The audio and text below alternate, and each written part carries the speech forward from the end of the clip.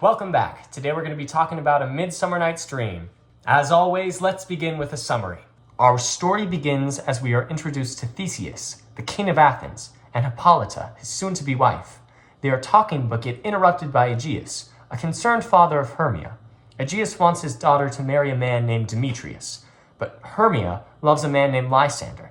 Lysander and Hermia decide they'll run away from Athens and elope in a nearby town, and they'll do this by sneaking through the woods. They tell this to Helena, a girl who's in love with Demetrius. Helena decides to tell Demetrius the plot of Hermia and Lysander, and she laments how Demetrius doesn't love her back. We then meet some common people of the city, who are planning to put on a performance for King Theseus and his fiancée at their wedding. We meet a man named Bottom, who will be important later. These common people assign themselves roles, and they decide to rehearse later in the woods to avoid a crowd before their big performance. Then we move to the forest, and we're introduced to Oberon and Titania. They are the king and queen of the fairies. After a big fight, Titania storms off. Oberon wants to get revenge, so he tells his servant fairy Puck to make him a love potion that will cause his wife to fall in love with some wild beast. Puck leaves to get the flower that'll make the love potion. Oberon stays and sees Demetrius treat Helena coldly, even though Helena is in love with him. Demetrius and Helena leave, and Puck enters. Oberon tells Puck to find a man in Athenian clothing and to put the love potion on his eyes so that he'll fall in love with the girl he's with. In Act 2, Scene 2, Oberon puts the love potion on Titania's eyes. Puck finds Lysander and Hermione sleeping on the ground. He believes Lysander to be the man Oberon was talking about, as he's wearing Athenian clothing. So Puck puts the love potion on Lysander's eyes. Puck exits, and then Helena enters. Helena, who's like, "Oh no, is Lysander okay? It's kind of weird to just be lying down in the woods." So she wakes him. Unfortunately, due to the love potion, Lysander has now fallen madly in love with Helena. They exit, leaving Hermione alone when she awakes. Act 3, Scene 1. The common people meet in the forest to rehearse their show, but it goes a little wrong as Puck transforms Bottom's head into that of a donkey's. Bottom remains blissfully unaware of this fact and just assumes people are referring to the other thing when they call him an ass. Titania awakes and sees Bottom and falls in love with him. Act 3, Scene 2. Puck tells Oberon about how his wife has fallen for an ass. Oberon asks if he did the same thing for the Athenian. Puck tells him yes, but that's when Hermia enters with Demetrius. Hermia accuses Demetrius of killing Lysander, as there's no possible way Lysander would ever leave her. She then rushes off to try and find Lysander. Instead of going after her, Demetrius decides to take a little nap. Oberon is like, "You nincompoop! You put the love potion in the wrong guy's eyes!"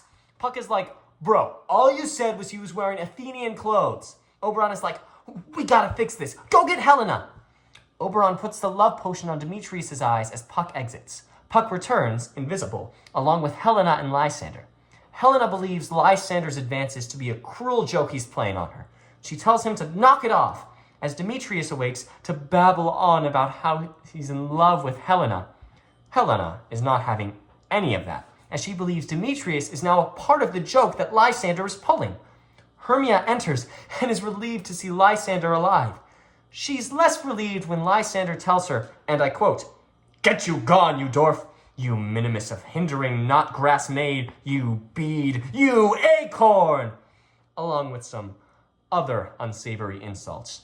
Hermia begins to curse at Helena for stealing her man. Then everyone begins to fight with one another, and then Lysander and Demetrius decide to fight for real for Helena's love. They exit. Helena, who doesn't feel safe by Hermia, exits while Hermia pursues her.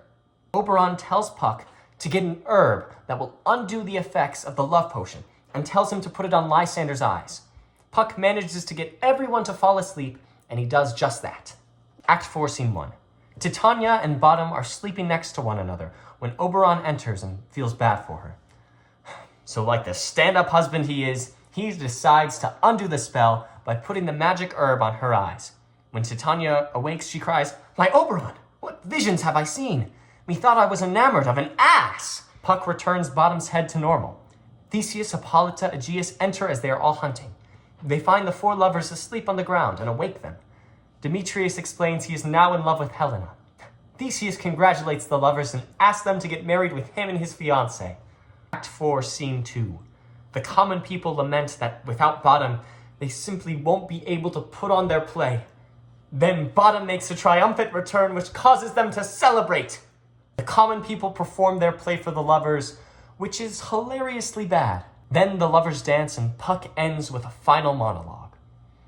If we shadows have offended, think but this and all is mended, that you have but slumbered here, while these visions did appear. And this weak and idle theme, no more yielding but a dream. Gentles, do not reprehend. If you pardon, we will mend. And as I am an honest Puck, if we have unearned luck, now to scrape the serpent's tongue, we will make amends ere long, else the Puck a liar call. So, good night unto you all. Give me your hands if we be friends, and Robin shall restore amends. One of my favorite moments of the show is Puck's final monologue. What he's basically saying there is, if we offended anybody of you with this performance we put on, just think of it like a dream, like a Midsummer Night Dream sort of thing. And I just think that's funny. Like, it's a sort of call to the title of the show. It's a call to the fact that it feels like a crazy dream for these characters. Like, this whole show is a little bit of a fever dream. But it's fun. It's a fun fever dream. Midsummer Night's Dream was a show that I'd been familiar with. I had to read it in 7th grade for middle school, and I've seen it maybe once or twice. So I've been familiar with the show, but it was fun to read it and sort of dive back into it. As always, I have complaints, have some notes.